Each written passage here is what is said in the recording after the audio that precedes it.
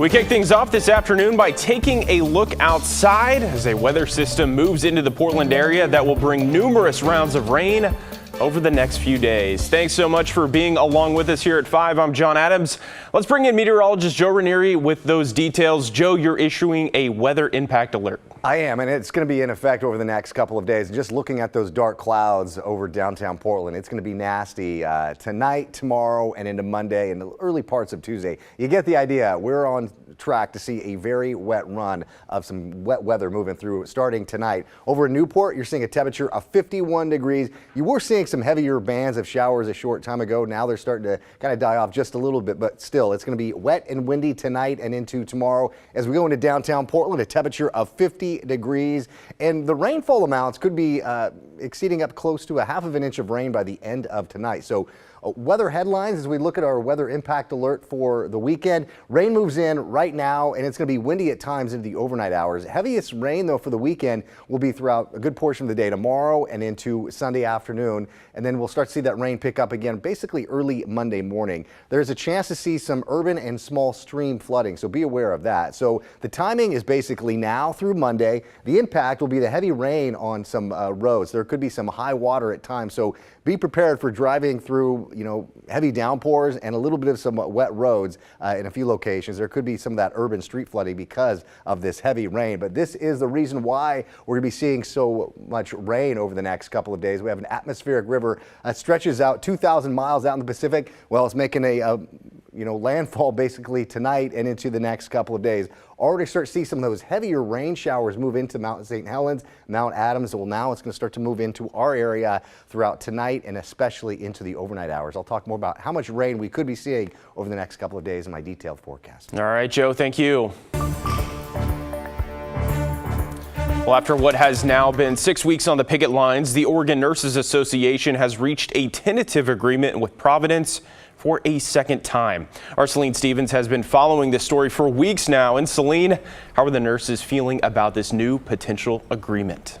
John, I heard some in favor, but also a lot of people were still undecided. They say, well, they did get one of the big things they were fighting for. They did have to give up some of their other points. Now all that's left to do is wait as nurses cast their vote.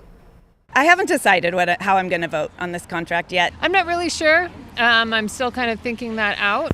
Nurses, a part of the Oregon Nurses Association at all 8 hospitals, are now voting on another tentative agreement with Providence. Everyone's going to have to look at it and see how it measures up. The things we won, the things we didn't win, and see if they're willing to say yes. This comes after the majority of nurses voted down the last tentative agreement just a couple of weeks ago. It's better than our first TA, for sure, but still not what we really hoped for.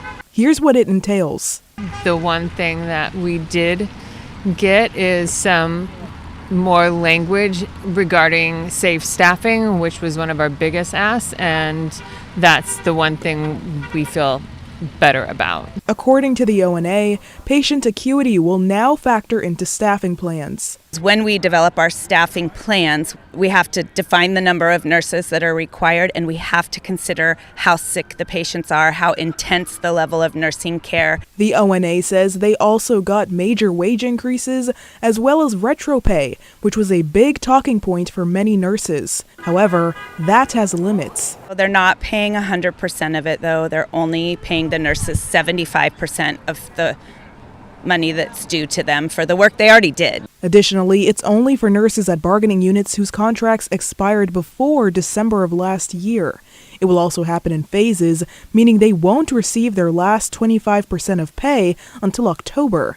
In a statement, Chief Executive of Providence, Oregon, Jennifer Burrows, said that Providence is hopeful that ONA-represented nurses will ratify the tentative agreements that pave a solid path forward for us all.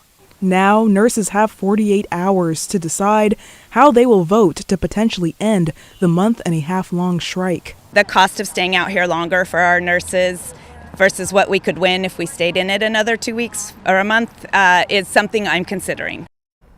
Nurses also told me they did have to give up on getting more paid time off as well as contract alignment with other hospitals. The vote started at 4 p.m. today and will last until 4 p.m. on Monday. If ratified, nurses will return to work Thursday. John? All right, our Celine Stevens tonight. Thank you, Celine. Well, let's take a look now at tonight's top headlines. The Vatican says Pope Francis's health remains in critical condition.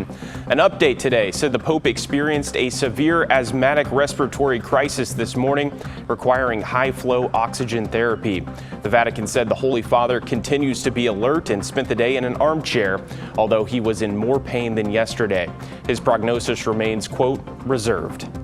6 hostages held by Hamas were released today in exchange for 600 Palestinian prisoners. This was the 7th and final exchange as part of the first phase of the Israel-Hamas ceasefire agreement. The Palestinian prisoners set to be released will be the largest group since the start of the ceasefire. And back in the United States, a shooting incident at a hospital in York County, Pennsylvania, left 1 police officer dead and multiple other people hurt. The surviving victims are reported to be in stable condition. During a press conference, Pennsylvania Governor Josh Shapiro said that resources are available to assist in keeping the community safe and helping people heal. The governor also shared that his office has been in contact with the White House and thanked President Trump for his concern.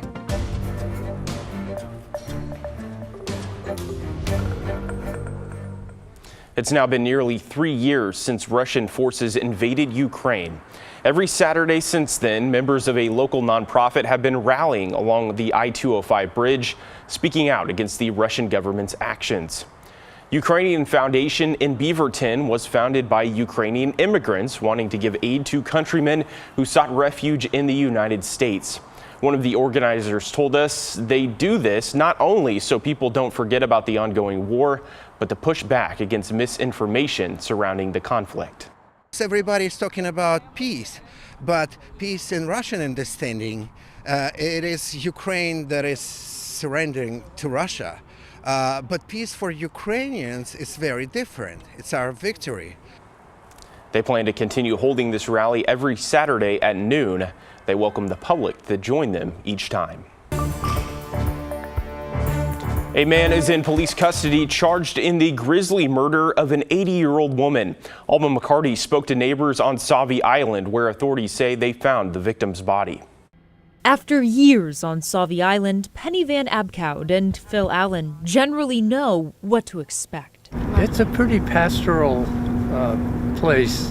I must say that come the fall, when there's a lot more people on the island, particularly like with the pumpkin patch, and it's hard to get home sometimes.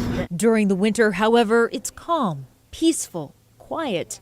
But a disturbing discovery this week interrupted all that. We do get a lot of things washed up on the beach, but to have a suitcase with perhaps a body inside is a little out of the ordinary. Multnomah County deputies responded Monday afternoon to these reports on Northwest Gillahan Road, at the time calling it a suspicious death. It was our understanding that someone connected with some work that was being done on the house had looked out from a deck and had saw the suitcase on the beach and had gone down to investigate. The medical examiner ruled the death a homicide, and on Thursday, investigators arrested 54-year-old Michael Moody in St. John's for the murder of 80-year-old Judy Hurley. The sheriff's office released this mugshot of the suspect from 2020. Moody's first court appearance was Friday afternoon. Neighbors like Penny and Phil have lingering questions. How much is it tied into homelessness or, the drug scene or mental illness? I mean, also there's, a lot of crime in Portland, but to find, evidence of it in your backyard, I mean, literally, is kind of a surprise.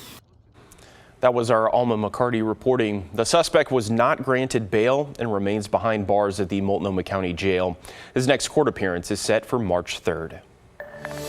A Portland woman is booked on multiple charges, including DUI and assault, after allegedly hitting 2 paramedics with her car Thursday night. It happened just before 9 when the paramedics were called to a church parking lot near Northeast 116th and Prescott. While tending to her, 29-year-old Rayshon Murphy woke up, started the car, and backed away, hitting the paramedics and driving through the church's landscaping. Officers followed Murphy's car to her home, where she was arrested. The paramedics were treated for serious injuries. Murphy's blood alcohol level was found to be nearly 3 times the legal limit. In Battleground, Washington, police arrested a man following an attempted armed robbery. It happened just after 1:30 yesterday afternoon at the Walmart on Southwest 15th Avenue. Employees told police they tried to confront a man leaving with about $1,500 in unpaid merchandise, but he allegedly threatened them with a knife before leaving the scene. Officers found the suspect, 35-year-old Raymond Baca, at a nearby apartment complex. At first, he refused to get out of a car, leading to a brief standoff. After negotiations, he surrendered himself and was booked into the Clark County Jail.